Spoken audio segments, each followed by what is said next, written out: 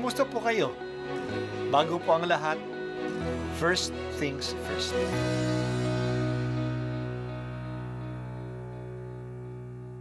Good morning po.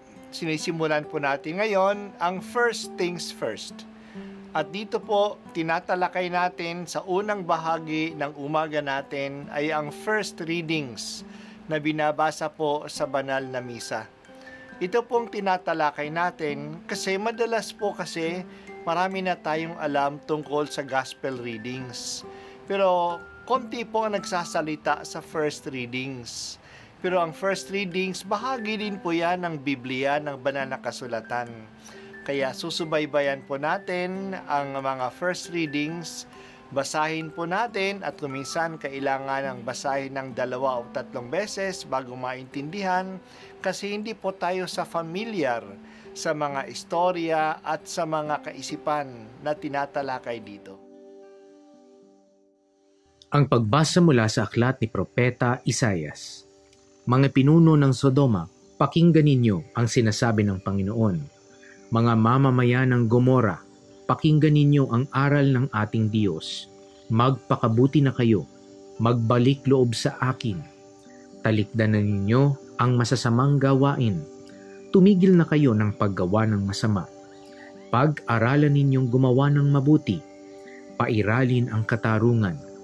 Itigil ang pang-aapi. Tulungan ang mga ulila. Ipagtanggol ang mga balo. Hali kayo at magliwanagan tayo.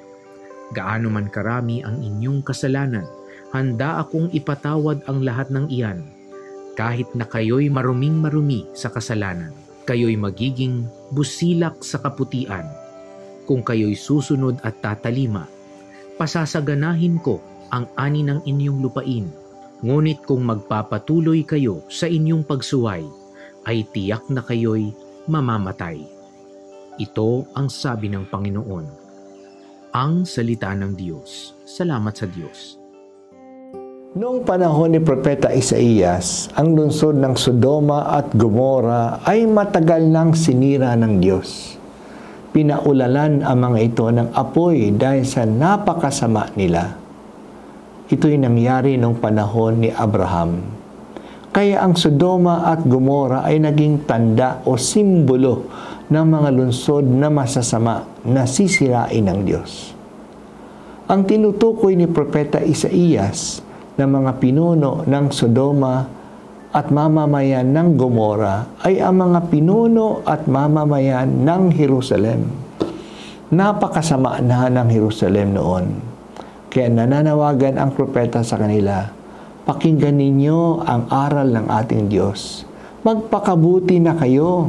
Magbalik loob na kayo sa akin. Talikdanan ninyo ang masasamang gawain.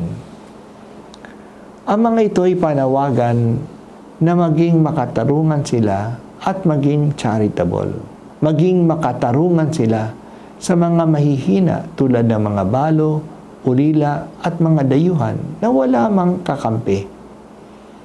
Madali silang pagsamantalahan, wala silang kalaban-laban. Igalang din dapat ang mga karapatan nila. Sa halip ng pagsamantalahan ang mga mahihina, tulungan naman ang mga pangangailangan nila tulad ng mga mahihirap.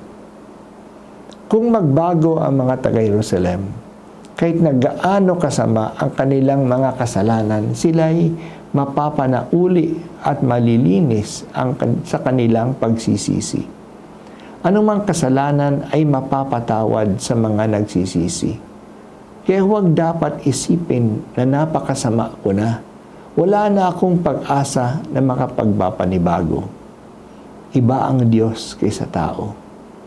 Ang tao ay maaaring hindi magpatawad. Kaya ang kriminal na nagsisisi ay pinaparusahan pa rin. At ang masama pa, ito ang masama sa death penalty, pinapatay pa kahit na nagsisi na at tunay na nagbabago. Hindi ganyan ang Diyos. Ayaw niya ng kamatayan ng mga makasalanan. Siya ay nagpapatawad. Namatay pa nga si Jesus upang mapatawad ang lahat ng pagkakasala.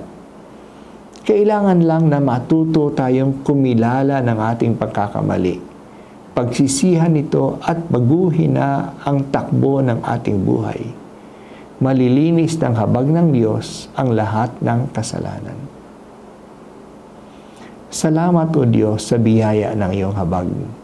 Salamat sa panahon ng Kwaresma na isang panahon ng pagsisisi. Sana pakinabangan namin itong panahon ng grasya at kaligtasan.